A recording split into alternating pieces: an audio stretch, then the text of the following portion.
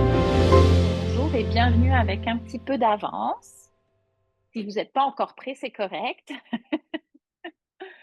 Mais comme on est prête, Mais je vois des beaux noms que je connais. C'est le fun. mhm.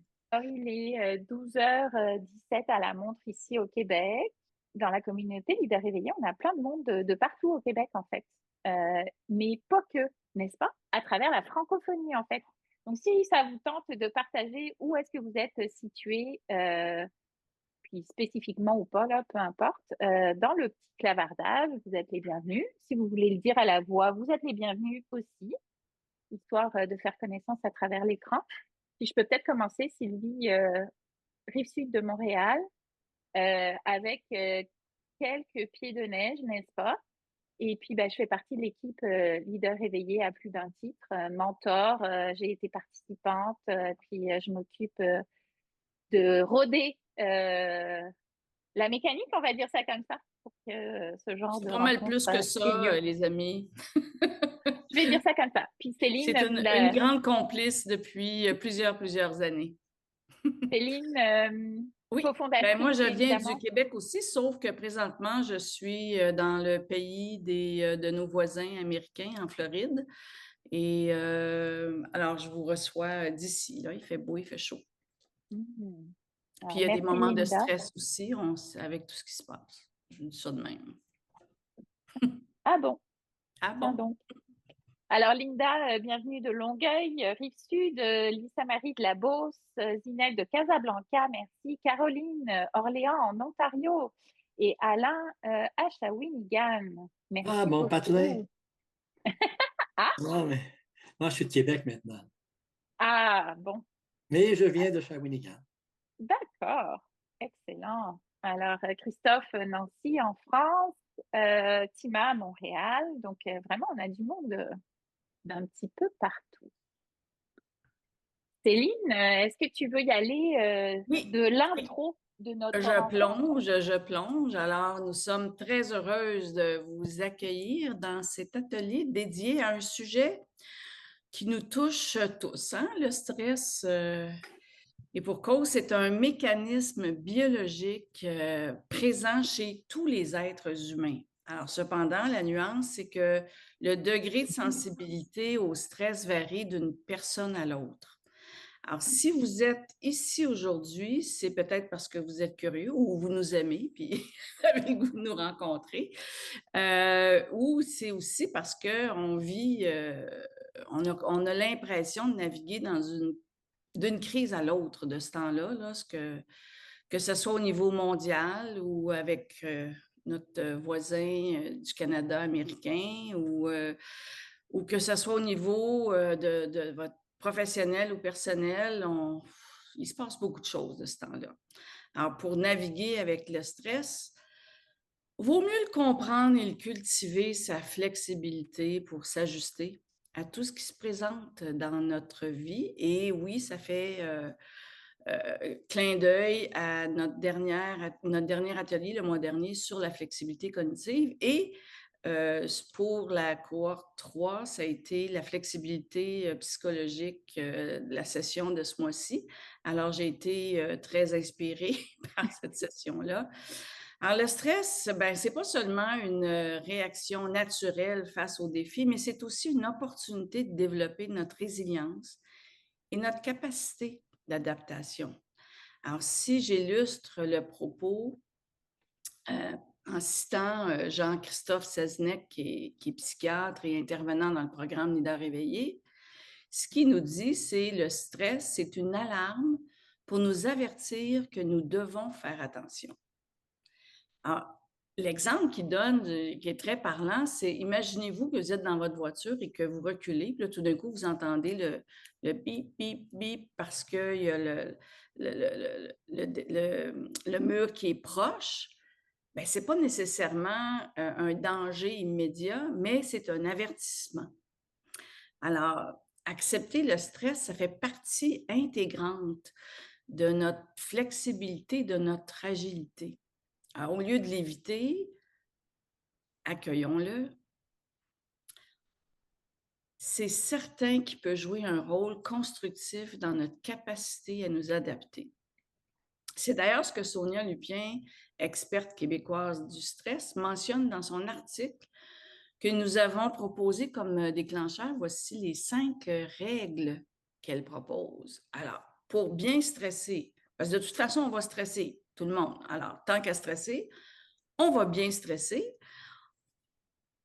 Il faut qu'on accepte d'être alarmé, comme par exemple dans notre voiture, le bip bip qui dit qu'il y a quelque chose qui s'approche de l'auto.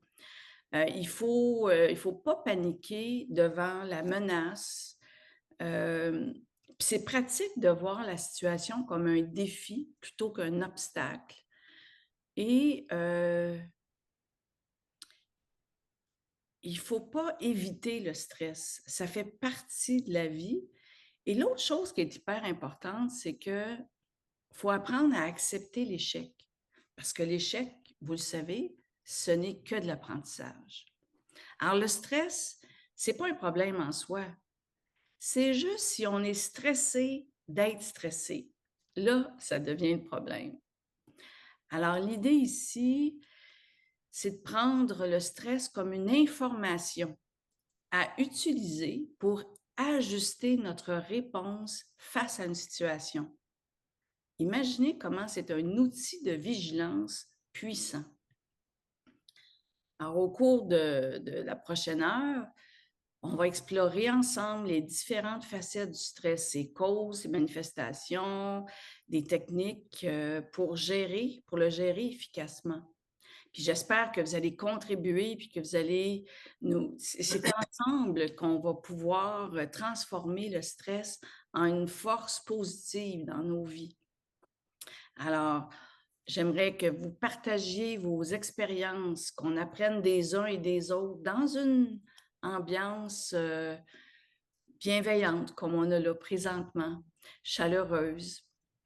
Fait que, n'hésitez pas à participer activement, à poser des questions, à partager vos propres stratégies et pour faire face au stress. Et c'est Sylvie qui va animer cette portion-là. Ben, effectivement, invitation à jaser ensemble. J'aimerais ça et je serais curieuse d'entendre votre propre perception du stress dans le fond. Quelle est-elle? Quand vous vous posez la question, là, le mot stress, anxiété, pour vous, c'est-tu plutôt négatif, plutôt positif? C'est-tu neutre? Oui, Alain? Mes yeux, il y a 2 types de stress. Il y a le bon stress, celui qui nous mobilise pour nous mettre en action face à un défi de la vie. Puis il y a le mauvais stress, celui qui va être inhibiteur, puis qui va nous emmener dans un gouffre. Puis le défi de la vie, c'est comment pouvons-nous transformer un stress qui est important pour nous, puis qui pourrait être inhibiteur, en le rendre en quelque chose de plus positif pour qu'on puisse trouver à travers ça des solutions et puis que ça fasse partie de nos apprentissages de la vie. Mmh. Absolument. J'entends à travers tes propos. Est-ce que c'est correct si on se tutoie? Parce que moi, j'ai le tu facile. Ah hein. non, j'adore. J'aime mieux ça. OK. Sois très à l'aise. On s'est déjà croisés dans d'autres Oui. circonstances, mais je veux juste être certaine. Sachez que le tu est de rigueur, mais si vous préférez le vous, c'est correct aussi. Merci. Puis j'entends dans ce que tu dis aussi une des règles, accepter d'être alarmé. Il y a quelque chose de ça, de comment je le transforme. Est-ce qu'il y a quelqu'un d'autre qui a le goût de partager sa propre perception ou ce qu'il observe ou ce qu'elle observe dans la vie de tous les jours? Linda? Moi, j'abonde beaucoup, je fais du pouce sur ce que Alain a dit. Et mon plus grand défi, puis c'est souvent, moi, le stress va être un moteur. Je l'appelle adrénaline dans ce temps-là. Mais le stress négatif, je l'appelle anxiété. Moi, c'est mon plus grand défi quand ça devient de l'anxiété. Donc, voilà, c'est ce que je voulais ajouter. Merci de souligner ça. Et puis derrière anxiété, tu mets quoi exactement? Qu'est-ce que tu perçois? Réaction physique. Okay. Réaction physique à... Tu sais, c'est plus que le son qui recule, là. C'est comme le système d'alarme qui est parti, là, puis que physiquement, là, t'es soit tu freines, puis là, il faut que tu prennes un pas de recul, puis tu respires, Hum. Oui, parfois tu figes même, hein? Mhm. c'est le mot que je cherchais, il commençait par F, freiner, figer. Merci. Mm. Ouais. Dans l'article, d'ailleurs, Sonia Lupien, je pense, si c'est pas cet article-là, c'est un autre, parce que j'en ai eu plusieurs, mais elle parle de la réaction d'attaque ou de figer ou de fuir. Mais elle parle pas nécessairement de figer, justement, pardon. En tout cas, je ne l'ai pas dénoté, mais je trouve ça intéressant, effectivement. Là, tu parles d'une réaction vraiment physique, puis en plus, ça fait le mouvement, je l'ai comme ressenti. Mais c'est intéressant, Sylvie, ce que tu viens de dire, parce tu viens de parler des 3 réactions à une survie. Tu sais, quand on se sent en danger, c'est soit qu'on fuit, soit qu'on fige, soit qu'on attaque. Et souvent, quand on est rendu à l'anxiété, on est en mode survie. Alors, comment on fait pour revenir? Tu en donnais des exemples, Linda, à respirer, à prendre un recul. Mais effectivement, Mm. est-ce qu'il y en a de vous qui, avec l'anxiété, qu'est-ce qu'ils font pour pouvoir le transformer ou... Dans le fond, vous composez comment avec le stress de manière générale? Avez-vous des techniques? Avez-vous des choses que vous Émilie, avez oui, essayées? je Moi, suis désolée. Oh, vous m'entendez? Oui, on t'entend, C'est bon. Émilie. Je suis désolée, la caméra, mon ordinateur n'a pas l'air d'avoir envie là, donc je m'excuse pour l'image. Mais je suis juste pour rebondir sur l'anxiété qui fait partie de Oui. ma vie aussi. Mon côté, c'est parce qu'après, avec l'anxiété, moi de mon côté en tout cas, c'est avoir l'impression d'être tout le temps en danger. Donc c'est de venir se ramener qu'on n'est pas en danger physique, mais il y a aussi le danger lié à sa propre valeur en fait. Donc il y a des situations où j'ai l'impression que ma valeur est en danger, puis ça me génère vraiment un stress, hypervigilance tout le temps. Donc c'est de se ramener qu'on est en sécurité, que maintenant notre valeur n'est pas, en danger, puis l'accompagner de la respiration, hein, c'est sûr, mais donc de revenir en se disant: «Bah, c'est un danger immédiat, oui, c'est sûr, là, il faut agir vite», mais s'il y en a pas, c'est de se rappeler qu'on est en sécurité, puis du coup, de regarder la situation avec cette notion de se sentir en sécurité. Donc, dans le fond, ce que j'entends, c'est que c'est ça, tu essayes de trouver des façons pour retrouver ton niveau de sécurité suffisant. Ouais, c'est ça, que la notion de danger, elle soit plus, rationnelle, que dans l'irrationnel de Mm. l'anxiété. Mm. C'est intéressant, Émilie, parce qu'une des choses, c'est de revenir dans le moment présent. Souvent, quand on se sent en danger, quand on est dans le mode anxiété, c'est parce que les pensées sont parties, puis qu'on se construit des scénarios, etc. Puis de revenir dans le moment présent, oui, elle fait le pouce en l'air, nous ramène justement dans le ici maintenant qui fait toute la différence. Caroline?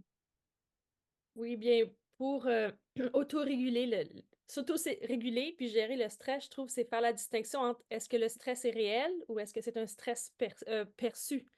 Est-ce que c'est un danger? Est-ce que le danger est réel ou le danger est perçu? Alors, c'est tout de faire réguler notre biologie interne pour après se poser les bonnes questions. Alors, oui, danger réel, danger perçu, c'est deux choses que je dois régulièrement me poser la question pour mieux l'adresser. Oui. Ben, tu t'amènes un point, encore une fois, tu sais, je me permets de faire le lien, et puis Sonia le renforce, c'est Lupien. Elle prend l'image du mammouth et de la lance. Donc, dans le fond, le danger réel, c'est que tu as le mammouth face à toi, et puis il est là, là. Donc, clairement, il y a un vrai danger, il faut réagir, puis ta réaction biologique et chimique, d'ailleurs, elle le vulgarise super bien. Il y a tout un mécanisme et on peut faire des liens avec la théorie polyvagale justement qu'on aborde dans le programme, qui est super intéressante sur tout le sympathique et parasympathique. Donc, juste de comprendre en fait que c'est une mécanique biologique il y a quelque chose, quelque part de rassurant quand on commence à s'attraper que, oups là, j'ai le stress qui embarque. Donc, le mammouth, il est-tu devant moi et où il est-tu dans mon cerveau? Puis, je projette l'image du mammouth dans mon cerveau. Donc, c'est un peu ça la différence entre effectivement le stress réel puis le stress perçu, comme tu nous l'amènes, Caroline, définitivement. Puis, je trouve que ta proposition de se poser la question, en fait, juste ça, là, c'est déjà beaucoup. OK, le mammouth, ben, en tout cas, moi, c'est ma manière. Le mammouth, il est-tu devant moi ou il est juste dans mon cerveau, là? Donc, ouais, chacun ses petits trucs. Merci pour ça. Est-ce qu'il y a quelqu'un d'autre qui a le goût de... Moi, je ne sais pas, Oui, Paul. moi, je sais pas trop par quel côté l'aborder parce que, d'abord, il y a toutes sortes de stress. Hein. Il y a des stress, si tu viens d'en nommer un, peut-être un stress ponctuel. Moi, je donne un exemple. Là. Ma conjointe et ma fille marchaient en forêt là, un printemps, il y a 2 ou 3 ans, puis ils sont arrivés face à un ours. Alors, bon, je comprends qu'ils aient vécu un stress, mais si à partir de là, c'est normal, il y a une réaction. Mais si à partir de là, tu dis, je n'irai plus jamais en forêt parce que je rencontre un ours, mais là, je reviens à l'autre collègue qui disait tantôt, mais c'est peut-être important de se questionner. J'utilise l'ours au lieu du mammouth, mais alors, puis, si ton stress, c'est pas facile de distinguer stress, anxiété, peur. C'est pas toujours évident. Mais j'ai aimé tantôt la personne qui. Supposons que j'ai une conférence à donner. J'ai parlé face à des gens et ça, moi, je vois ça comme un stress positif parce que ça va me donner. Je vais peut-être forcer davantage ma préparation, m'assurer de me présenter là en bonne forme et tout ça. Mais je vais vivre quand même un stress au début. Puis des fois, il peut être associé à l'idée que, et c'est là-dessus qu'il faut que je travaille. Bon, d'abord, si je veux être capable de bien performer, je n'ai pas absolument besoin que tout le monde me trouve extraordinaire dans cette présentation-là que je vais faire devant les autres. Ça se peut que je fasse des erreurs. Je suis un être humain. Donc, je vais aussi, moi, travailler sur moi avant. Je vais vivre quand même le stress, mais je vais le vivre plus comme étant un défi que quelque chose qui est contrariant, quelque chose qui est. Et habituellement, dans ce genre de situation-là, quand ça fait 3-4 minutes que tu parles, mais là, tu es embarqué, puis ça va bien. Bon. Est-ce que je suis trop parlé ou je peux dire autre chose? Okay. Tu peux dire autre chose, Paul.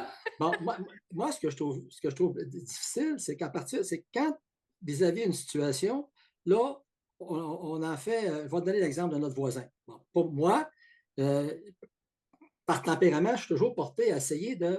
Je ne donne pas un exemple parfait, là, mais au chalet, j'ai une pompe qui envoie nos eaux, nos égouts, mais j'ai aussi une pompe de sphère au cas que la pompe brise. Alors, j'ai des outils et moi, je peux réparer n'importe quoi. Mais c'est complètement fou. Peut-être qu'il n'y aura rien dans 20 ans qui va briser. Mais en tout cas, ça, c'est le genre de stress. Alors, je travaille là-dessus. Puis en revenant de voyage avec notre voisin, que moi, je me disais, bon, écoute, bon, vous savez comment il est. Bon, il s'est associé à un psychopathe. Bon, il y avait avec ses oligarches. Là, je commence à faire des dessins. Moi, je pense qu'il faut rester dans le moment présent. Il faut rester où on est. On n'a pas beaucoup de pouvoir sur ça. On peut toujours y envoyer de l'amour en disant, écoute, il y a plein de bon monde aux États-Unis, puis prends-en soin à la place, peu importe. Mais je pense qu'il faut, en restant dans le moment présent, en prenant conscience que tout de suite ici, là, il n'y a rien de grave qui peut nous arriver. Okay? Déjà, on est dans une adaptation au stress. Parce que moi, j'ai des enfants, ça va, c'est pas toujours parfait, mais j'essaie toujours mon objectif depuis quelques années, c'est pas parfait encore, je travaille là-dessus, c'est d'essayer de développer une certaine, de rester stable, de développer un plus grand sens critique, d'essayer pas de me détacher, de me foutre de mes enfants, mais de prendre une distance suffisante pour être capable peut-être d'être un meilleur aidant pour eux autres. Alors que d'être c'est effrayant, il a perdu son travail. Mon Dieu, non, c'est plus l'approche. C'est pas l'approche que je veux adopter. Je veux être là, disponible pour eux, mais dans un état de stabilité ou de capacité de discernement. C'est ça que je travaille en tout cas. Merci, Paul. J'aimerais ça revenir sur le début où tu disais, je veux donner une conférence, là, je suis stressée. Mais une des façons, c'est d'accepter qu'on est stressé. C'est hyper important d'accepter que oui, il y a un stress. Puis que le stress, ça nous met en mouvement. Comme tu Oui. dis, ça va me dire, ben là, Céline, tu vas te préparer, tu vas. Alors, c'est très important. C'est dans ce sens-là que le stress peut être très positif. Oui. Puis là, j'embarque parce que mécaniquement, puis là, encore une fois, Sonia Lupien, elle l'exprime vraiment bien, puis on parle de ressenti. En fait, il y a quelque chose qui s'enclenche, c'est-à-dire que le cœur commence à pomper plus fort. Les extrémités peuvent manquer un petit peu devenir un petit peu bleu parce que en fait, c'est ça. Ça active un niveau d'énergie dans notre machine vraiment pour être en état de vigilance. Alors, peut-être pas hyper vigilance comme Émilie qui nous le soulignait quand on bascule dans un autre côté, mais en fait, ça a vraiment des bienfaits quand on est dans un bon stress, pour reprendre le terme d'Alain au départ. Le bon stress, en fait, il nous donne une acuité visuelle. Et ça, encore une fois, elle donne l'analogie face au mammouth pour bien voir et percevoir la nuit, etc. Donc, il y a plein de parallèles intéressants. On peut commencer à suer aussi. C'est possible parce qu'effectivement, ça, c'est toute la mécanique, encore une fois, qui embarque. Donc, c'est tout plein d'éléments qui font que la machine biologique en tant que telle nous permet effectivement d'être prêts, en fait, à affronter ce défi-là. Exact. Oui, puis de l'accepter, c'est de s'ajuster, puis c'est de s'adapter à la situation. Si on ne l'accepte pas puis qu'on se braque, ben c'est ça, on fige puis il ne se passe rien. Mais si on l'accepte, on peut s'adapter puis on peut s'ajuster, puis faire des choix de comment on va poursuivre. Exact. Et juste, ça c'est mon point de vue personnel, mais en fait, je mettrais le stress dans une durée très courte et sur laquelle on n'a pas forcément la main parce qu'en fait, c'est notre métabolisme qui va nous emmener dans une des trois positions que tu disais tout à l'heure, à être figé ou aller au combat ou à fuir. Alors qu'en fait, je trouve que l'anxiété, c'était quoi tout à l'heure, l'anxiété, et c'était, je ne sais plus, il y avait un autre terme aussi utilisé. Ça, pour moi, c'est dans la durée, en fait. C'est-à-dire, je dois prendre la parole, ok, j'ai un stress qui monte, mais qui va partir assez rapidement quand même. Et je pense, après c'est mon point de vue personnel, mais dès qu'on est dans l'anxiété, en fait, c'est dans l'espace-temps. C'est-à-dire que ça occupe de l'espace, et donc ça devient un sentiment et donc une perception. Et donc on tire sur la longueur un truc, et ça, après c'est un peu biaisé, quoi, hein, par nos croyances ou des choses comme ça. Mais voilà l'histoire de Paul, aller dans la forêt. On a ce stress qui monte à l'instant T avec l'ours, mais après, si on conserve ça, en fait, il y a un sentiment, et donc ça devient un sentiment qui reste, qui fige, en fait. Mais le stress n'est plus là, mais c'est des angoisses, en fait, derrière après. Oui, ben, il y a le terme peur aussi qui peut-être, je sais pas, Bah, il y a le des peur, c'est liens. l'instant T, à l'instant T, je Mhm. trouve. Mais dans le temps de Mais dire, j'ai peur de retourner là-bas, en fait, je fige une angoisse, en fait, quelque part. J'ai pas peur à tout à fait. l'instant T où je le dis, mais oui, j'ai plus envie de me remettre Mm. là-bas parce que ça a été une situation de stress, quoi. Dans Absolument. l'espace-temps, en fait, je trouve qu'il y a une nuance entre l'anxiété et vraiment le stress qui est un instant T qui dure très peu de temps en général, hein. Et notre réaction, elle est juste par rapport à notre fonctionnement chacun, en fait. Mais te donner une clé intéressante, quand on est dans l'anxiété, comment peut-on changer de perspective? Tu sais, c'est de changer la perspective puis de voir comment on peut voir autrement. Tu sais? Ouais. Comment on peut choisir d'agir autrement. Mm. Alain? Alain, oui. Moi, ma réflexion va m'emmener par rapport au stress, c'est de connecter cœur, tête et esprit. C'est-à-dire d'en faire un tout. Parce que le problème, c'est que quand on vit du stress ou de l'angoisse ou de l'anxiété, on devient morcelé. Le corps se met à réagir, puis on devient irrationnel. Et puis le défi que j'ai observé, moi, c'est la capacité de se donner des moyens. Tu l'as dit tantôt, Céline, de revenir dans le moment présent. Je disais aux gens, moi, dans le temps, donnez-vous des ancrages puis des phrases qui vont vous dire, exemple, est-ce que j'ai du contrôle sur la situation? Qu'est-ce que j'observe? Qu'est-ce que je ressens? Pour que à la fois ta tête, c'est-à-dire ton rationnel, puisse prendre un peu plus de place que strictement l'émotif qui développe l'anxiété, etc., puis tous les symptômes physiques qui apparaissent. C'est comment pouvons-nous créer une certaine distanciation, que j'appelle, face à l'événement qui crée cette anxiété-là, ce stress-là, pour pouvoir arriver à trouver un potentiel de réponse par rapport aux événements qu'on vit. Mais je vais proposer une phrase que Jean-Christophe Seznec a proposée dans sa session. C'est les 5 C. C'est con, mais c'est comme ça. Et on ajoute à ça pour l'instant. Quand on ajoute pour l'instant à n'importe quelle situation, ça aide à dédramatiser. C'est pour l'instant, mais là, c'est comme ça. Qu'est-ce que je peux faire maintenant ou je vais attendre ou whatever. Mais c'est con et c'est comme ça. Les 5 C. C'est cute, hein? Moi, je m'en souviens, en tout cas. Les nuages finissent par passer. Oui, c'est ça. Est-ce que justement dans... Oui, Stéphane, vas-y. Ben, je continue, si tu as fini ta phrase, si tu veux, il n'y a pas de souci. Vas-y, vas-y. Ouais.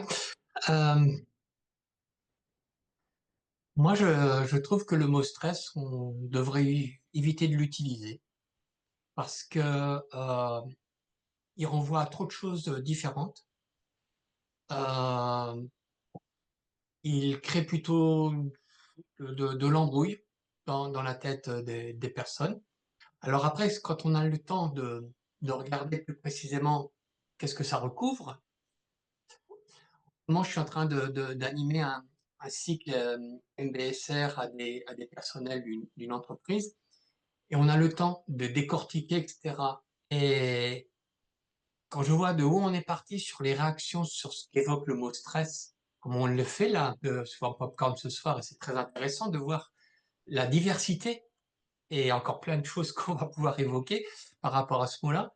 Et puis le fait de s'opposer et puis d'essayer de voir véritablement quelles sont les différentes choses. Moi, j'ai entendu, et je m'y retrouve bien, par exemple, quand je suis dans une action de surprise, quand je suis surpris. Alors, je parlerai pas, pour l'instant, j'ai jamais été en danger de mort. Donc, en me faisant bouffer par un mammouth ou un ours, par exemple. Non, j'ai jamais eu ça, donc je n'ai jamais été. Mais par contre, l'effet de surprise m'a amené à avoir les trois types de réactions qui ont été proposées, hein, la fuite, le combat ou le figement. Mais on aurait tendance à croire que ces trois modalités-là, en soi, c'est quelque chose qui serait pas forcément de belle qualité. Je sais pas si c'est dans le texte la neuroscientifique là, mais l'histoire de la petite souris qui se fait attraper par le chat. Je sais pas si c'est dans le texte là, mais j'ai lu ça il y a pas très longtemps. La petite souris se fait attraper par le chat. Son compte est bon pratiquement là. Eh ben, elle va s'en sortir. Elle va s'en sortir parce qu'elle va se figer. Le chat est un animal joueur. Avant de croquer la souris, il faut qu'il joue avec sa proie. La souris est inerte. Elle ne bouge plus. Plus d'intérêt. Il lâche la souris. La souris est lâchée. Boum, elle se sauve. Alors là, ça rejoint ce que disait Sylvie. Il y a tout son système physiologique qui se condense pour le plus rapidement. Elle se sauve, elle se met à l'abri. Le chat cherche partout. Et là aussi, elle se replie pour pas qu'il la sente, qu'il la repère, etc. Et là, il y a une différence avec nous, les êtres humains. C'est que la souris, elle, une fois que le chat est parti, ça y est, terminé. Elle peut même, vaquer à ses occupations, manger. Nous, notre situation d'humain, c'est qu'on va ruminer. Voilà. Et on va se le revivre. Et on est là pour des heures à se revivre l'état d'un danger auquel on a évité. Et c'est double peine, hein. Donc, il y a ces phénomènes-là. Et puis, peut-être une autre illustration assez rapide, là, c'est évoqué, c'est le rapport au temps. Moi, ce qui me concerne, c'est, ça me renvoie au fait que on a plutôt intérêt à bien se connaître de comment nous fonctionnons chacun, chacune. En ce qui me concerne, je sais que j'ai compris pourquoi, alors que j'aime bien le travail organisé, j'aime bien voir la deadline où elle est, j'aime bien séquencer les choses, j'aime bien répartir, équilibrer pour avoir un emploi du temps où je vais me sentir zen, cool, avancé, etc. Ok, sauf que ça se passe jamais comme ça. Ça, c'est ma construction d'organisateur intellectuel, etc. Moi, le petit bonhomme que je suis dans ma vie de tous les jours, j'aime bien avoir de la pression. Et donc, je vais avancer, puis procrastiner aussi, puis voilà. Et puis, va arriver cette ligne où il faut rendre les travaux, etc. Et là, c'est la montée du stress. Mais c'est la montée du stress parce que j'aime bien fonctionner comme ça. Et c'est là que je vais. Alors, cette fois-ci, ça va pas forcément être tous les aspects physiologiques qu'on a décrits tout à l'heure, mais ça va peut-être être mon cerveau droit et mon cerveau gauche qui vont vraiment turbiner à fond pour être le plus créatif possible pour pouvoir rendre les travaux possible de bonne qualité dans le temps imparti. Et donc, ce que je veux dire par là, c'est il n'y a pas si longtemps, justement, en faisant ce travail-là avec ce groupe, je me suis dit, mais d'où ça me vient cette affaire-là? Et je me suis toujours rendu compte que, par exemple, dans le sport, bah, j'aimais bien être toujours sprinter. Il fallait toujours, dans la dernière ligne droite, qu'il y ait de l'action, que ça soit à fond les gamelles et mis sous pression. Quand je jouais sur un terrain de football, voilà, j'étais ailier gauche parce qu'il fallait que ça aille vite et puis voilà. Et donc, tout ça pour dire, et ça renvoie aussi dans le programme Leader éveillé, toute cette partie sur la connaissance de soi et de savoir comment on régule aussi ce stress du mieux qu'on peut. Et parfois, oui, parfois,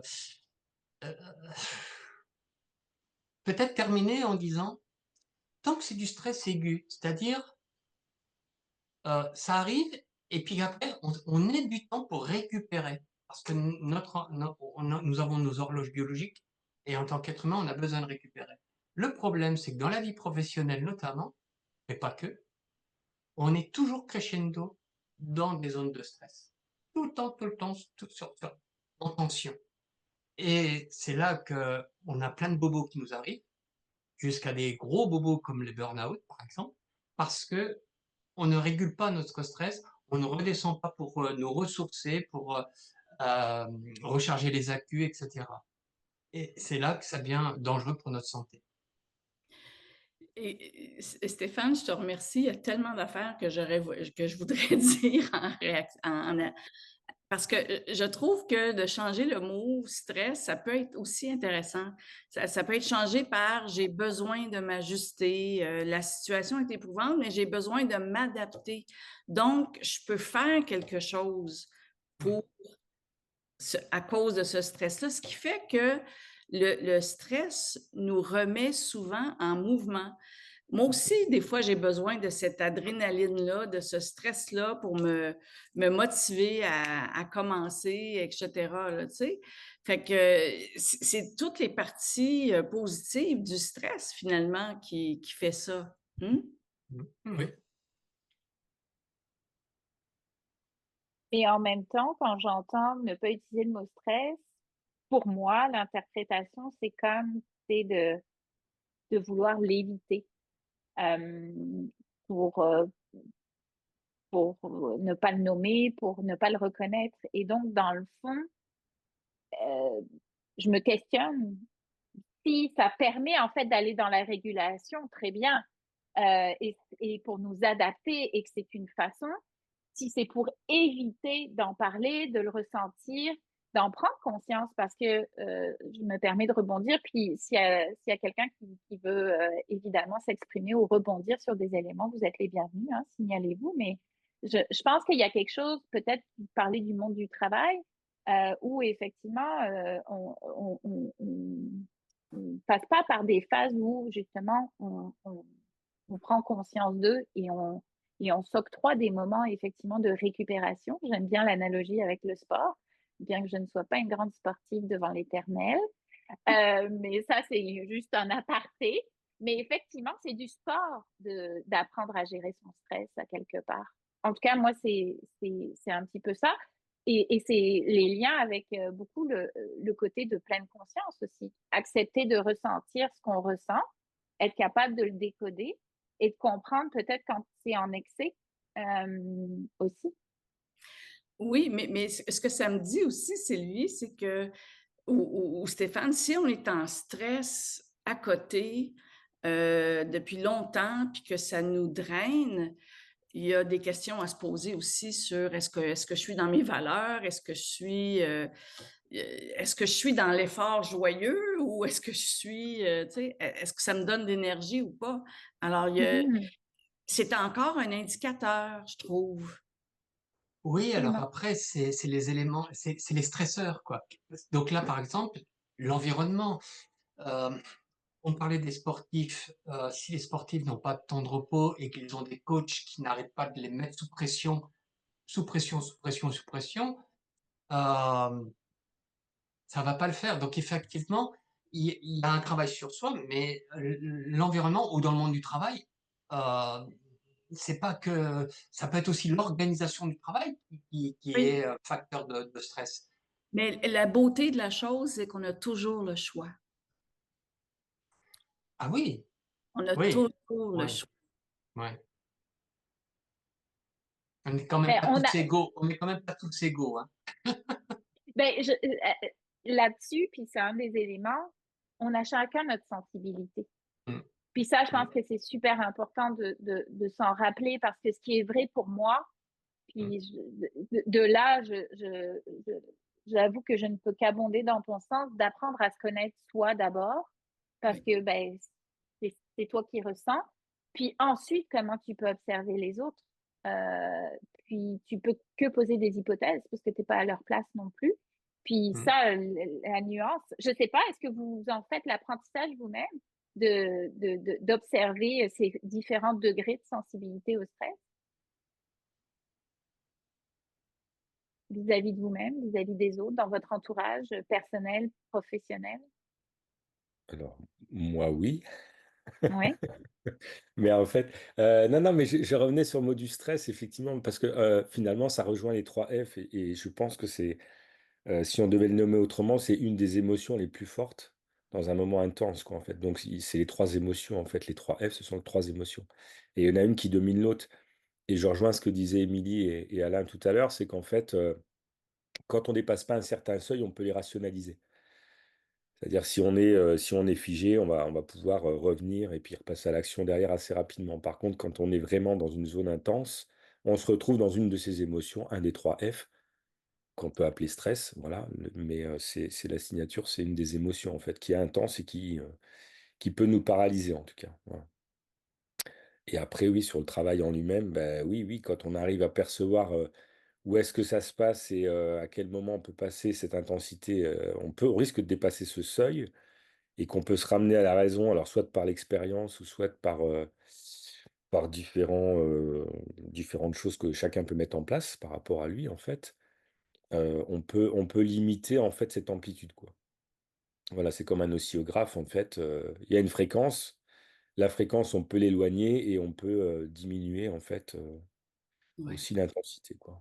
Puis il peut y avoir des moments où on a besoin de demander de l'aide pour gérer notre stress, là. Tu sais, quand c'est une durée qui est prolongée, quand ça a un impact sur notre vie quotidienne, que les symptômes sont physiques, les émotions sont accablantes, quand on est obligé de consommer toutes sortes de choses pour s'en sortir, quand on est dans l'isolement social ou les difficultés de fonctionner, bien là, il est évident qu'on l'appelle stress, anxiété, ce qu'on veut, mais on a besoin d'être aidé. Un gros ménage à faire. Oui, un gros ménage à faire. Et ça, c'est d'être capable de s'observer puis d'en prendre conscience.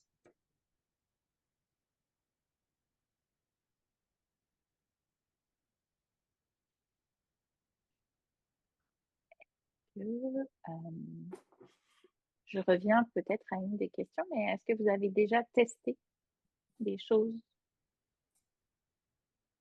pour faire face au stress? Puis est-ce que vous avez identifié des choses qui étaient plus porteuses pour vous, peut-être qui ont évolué?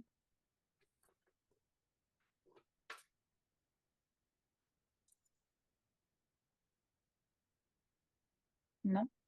Donc, tout le monde gère superbement son stress, puis vous êtes toujours dans la phase merveilleuse image, j'adore ça. Wouhou, une petite danse. Il paraît que justement pour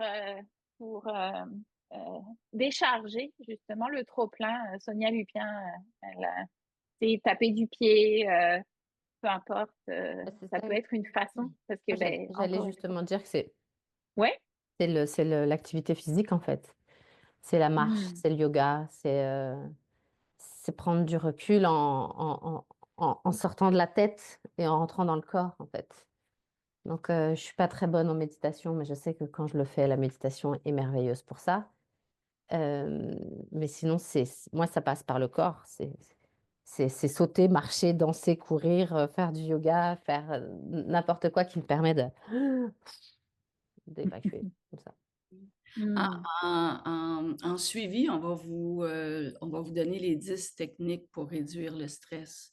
Et effectivement, la méditation ou le physique, c'est très... et il faut trouver ce qui nous convient à nous, hein, finalement. Oui, puis la recette peut évoluer. Linda? Ben, Linda, justement. ouais, c'est Linda. Comment? Non, c'est parce que quelqu'un pensait que c'était revenu à Linda, là, mon nouveau nom. Là. Non. Ben, en fait, je rebondis sur ce qui a été dit, puis c'est vrai que ça évolue. Moi, en tout cas, je ne suis pas capable d'identifier, de faire les parallèles dans tel événement, ça va être telle astuce que je vais mettre de l'avant. Mais oui, la méditation, mais pour reprendre ce que j'ai fait, le parcours de leader éveillé qui m'a excessivement beaucoup aidé, mais je ne suis pas encore rendue une experte à la méditation, sauf que la marche.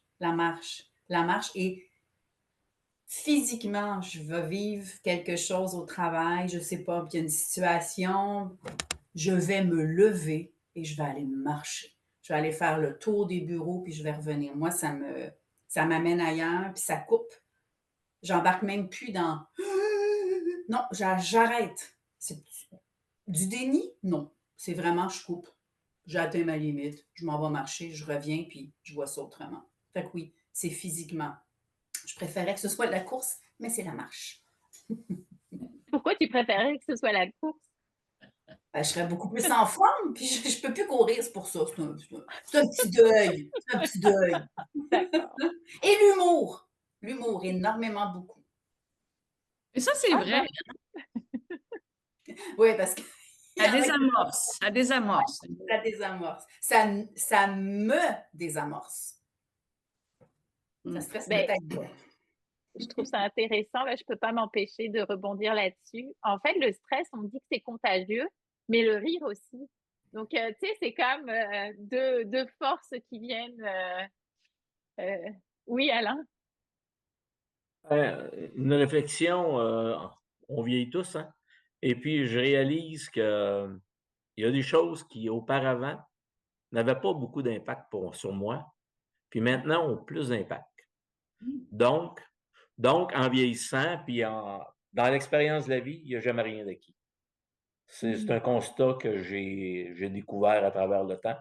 Il n'y a rien d'acquis, donc, face à chacune des situations, je dois refaire une introspection, je dois refaire une analyse de situation que j'appelle pour pouvoir dire oh, qu'est-ce qui se passe tout d'un coup, où je suis, qu'est-ce qui me stresse, qu'est-ce qui me ferait du bien. La dame parlait d'aller marcher ou courir ou de faire du yoga, etc. Mais qu'est-ce qui répond à moi dans ce moment-là? Parce que même si je suis sportif, parfois, ce n'est pas le sport qui va régler la situation. Je dois aller plus dans une zone de méditation, à titre d'exemple. Fait que mon observation, c'est que plus la vie nous amène à vivre des expériences, plus on réalise que malgré l'entraînement, il n'y a jamais rien d'acquis, puis qu'il faut continuellement être en mouvement pour pouvoir s'adapter à ce qui est devant nous. On appelle ça danser avec la vie. Yes, madame. Moi, je voudrais... Excusez, est-ce que tu avais terminé? Oui. Moi, je voudrais ajouter, moi, ce qui m'aide beaucoup, c'est l'écriture.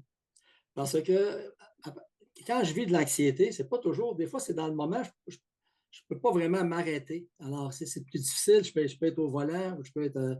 Mais moi, ce qui m'aide, chaque soir, j'essaie de faire un retour sur ma journée. Et moi, je travaille beaucoup au niveau, j'essaie d'identifier mes émotions, qu'est-ce que je ressens, qu'est-ce que je vis. Je les note. Et là, j'essaie de voir le langage que j'ai par rapport à cette émotion-là. Qu'est-ce que je suis en train de me dire pour vivre cette anxiété-là? C'est pareil pour les autres émotions, que ce soit de la culpabilité ou d'autres choses. Qu'est-ce que je suis en train de me dire? Alors, je prends toujours à peu près une quinzaine de minutes j'ai ça comme rituel, là, avant d'aller au lit, là, pour faire le ménage. Et moi, ça m'aide beaucoup à changer ma façon de voir. C'est comme si ça me permet de me recadrer, parce que dans le fond, quand on revient en pleine conscience, quand on revient dans le moment présent, on s'aperçoit qu'il n'y a pas grand danger qui nous entoure. Il n'y a pas grand-chose de dangereux et de grave qui peut nous arriver.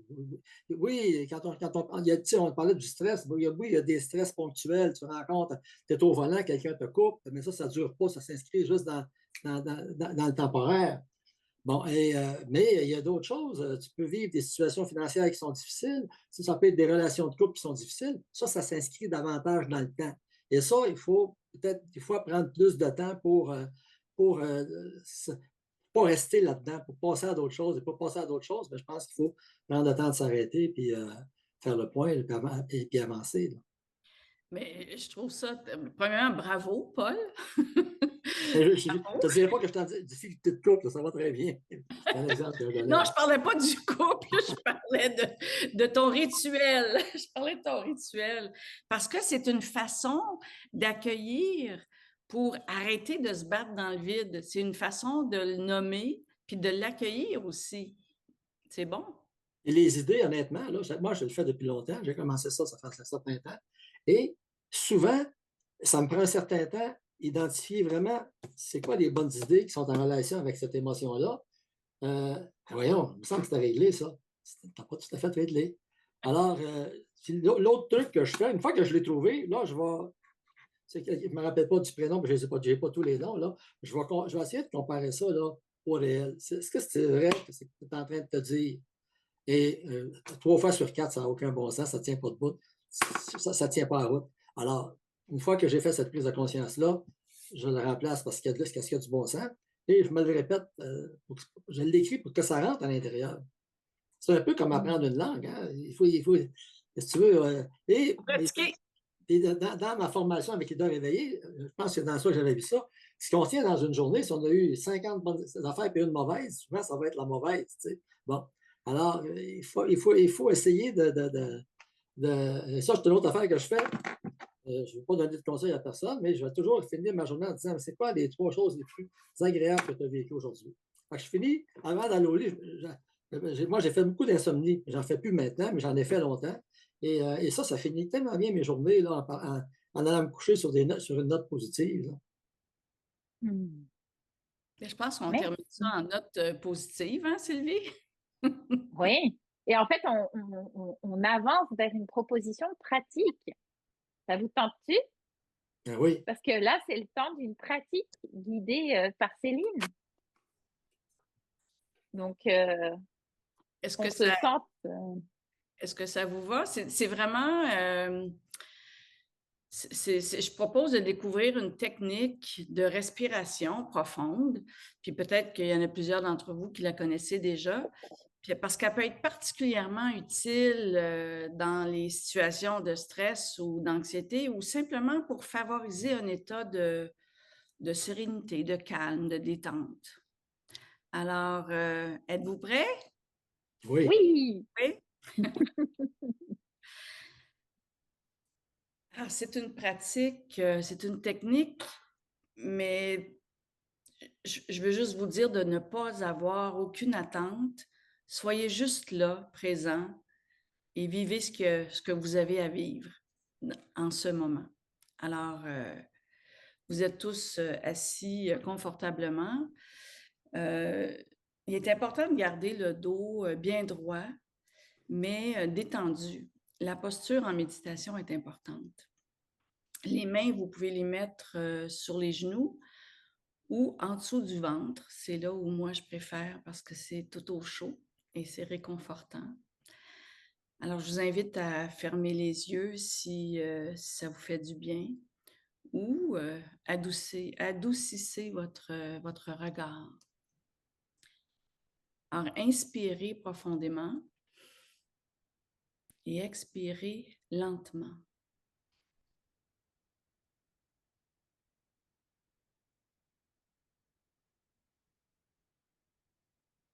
Permettez-vous de vous installer dans ce moment présent. Alors, commençons par porter notre attention sur les sensations de notre corps.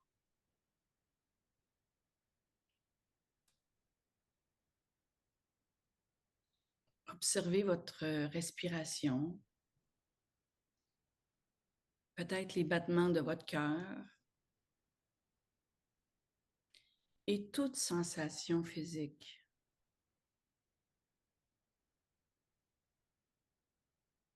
Par exemple, au niveau du visage,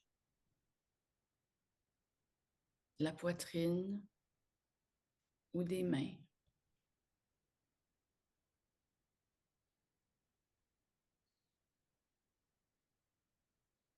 Ressentez le poids de votre corps qui s'appuie sur la surface qui vous soutient. Essayez de libérer toute tension en laissant vos épaules s'abaisser. Juste abaisser les épaules en détendant votre mâchoire, en décollant votre langue du palais.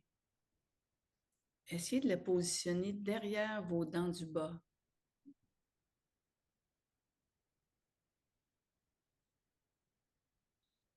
En assouplissant vos mains. Alors, relâchez toute tension.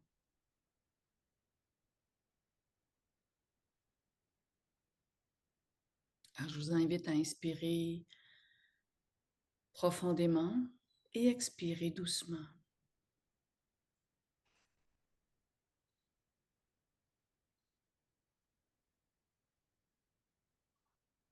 Maintenant, on va inspirer en 4 temps. Alors, comptez mentalement jusqu'à 4, tout en inspirant par le nez. Retenez votre souffle pendant 2 temps. 1, 2. Et comptez jusqu'à 6 en expirant lentement par le nez.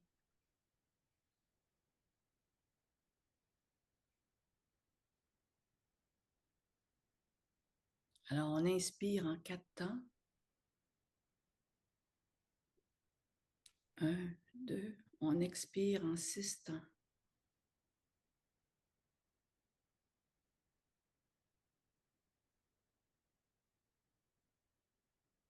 Essayez de relâcher toute tension dans votre corps.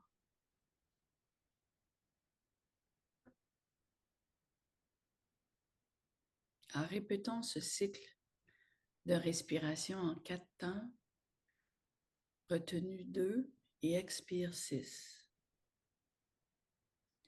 En vous concentrant sur le rythme et le calme qui s'installe.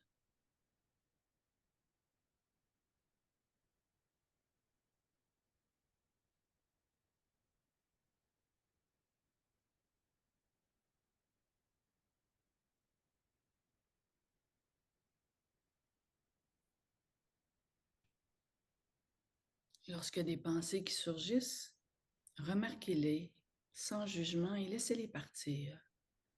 Revenez simplement à votre respiration. On inspire 4 temps et votre expiration en 6 temps.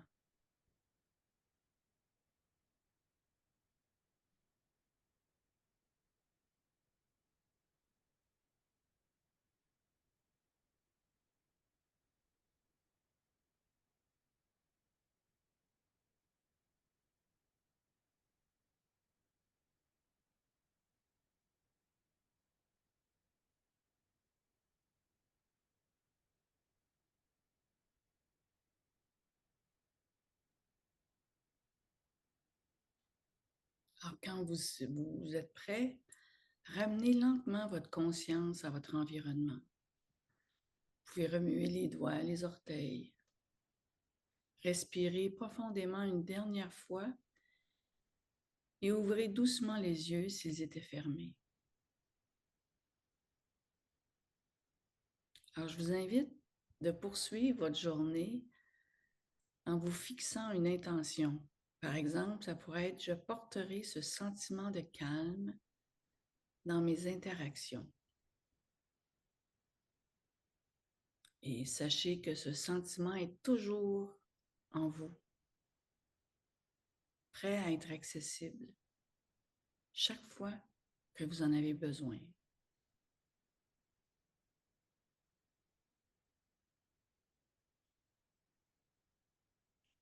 Merci. Il y aura un audio de cette méditation guidée qui vous sera disponible aussi si jamais vous voulez la répéter. Je vous dirais que c'est la pratique qui fait qu'on peut profiter du bien-être de ça. Puis vous savez, la respiration consciente, ça aide à activer le système nerveux parasympathique et c'est c'est ça qui est responsable de la relaxation et de la réduction du stress. Cette technique 4-2-6 a été étudiée et validée par des recherches scientifiques. Presque le temps de se dire au revoir en un mot, en comment vous repartez, avec quoi vous repartez de ce moment partagé, que ce soit dans le clavardage. Oui, Alain? Sentiment de bienveillance. Merci, Alain. Je lis calme pour Linda, je lis sans stress de Tima. Important de prendre le temps de s'arrêter. Merci, Paul. Même en visio, la co-régulation, ça marche. Merci. Merci. Merci, Stéphane. Merci. Je me permets de vous dire que le mois prochain, on va avoir un autre atelier, notamment avec Christophe qui est dans l'écran et moi-même. On vous proposera un atelier sur le thème des 3 intelligences. On vous en dira plus. Surveillez votre boîte courriel là-dessus. Et je me permets de vous nommer qu'aujourd'hui, c'est le dernier jour pour soumettre son inscription au programme Leader éveillé.